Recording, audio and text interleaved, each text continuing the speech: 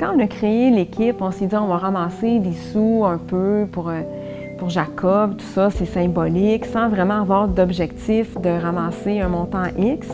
Puis là, moi, j'ai commencé à solliciter des gens avec qui je travaille, les amis.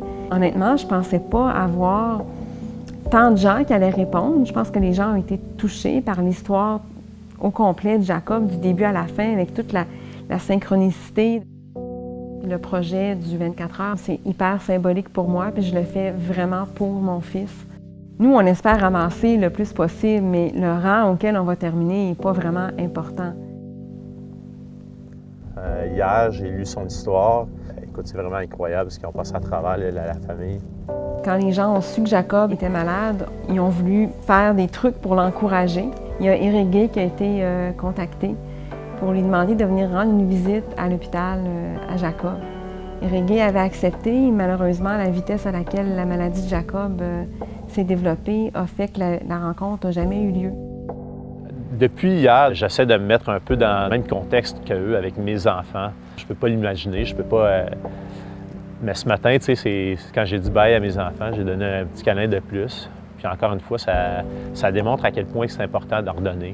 J'ai pas trop d'idées, mais tu sais, si je peux en redonner à l'équipe, à la famille ou peut-être au petit frère qui a 9 ans, tu sais, qui est bon skieur, si je peux faire quelques descentes avec lui. Ça, c'est le plan qu'on va avoir. On prend la commandite. Karine, elle est responsable des dons.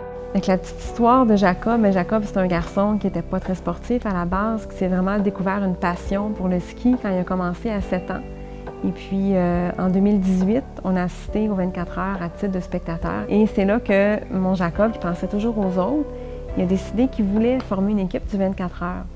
À la fin décembre 2018, avec l'école, Jacob visite la Fondation Charles Bruno dans un cadre de projet scolaire et revient encore plus motivé à faire son équipe du 24 heures.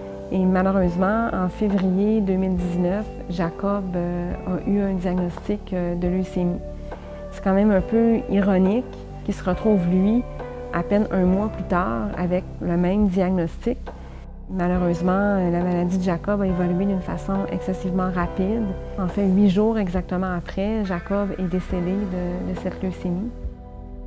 Virulents, des cas comme ceux de Jacob sont assez exceptionnels aujourd'hui. Je pense que les médecins étaient eux-mêmes un peu surpris de la virulence et de la rapidité avec laquelle tout ça s'est fait. Ce qui me fait le plus de peine, c'est vraiment ça, là, de ne pas avoir eu le temps de parler avec lui sur pourquoi ça arrivait et tout ça.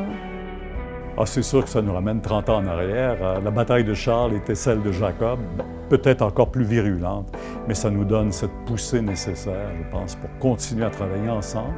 Et un jour, certainement qu'on va guérir tous les enfants.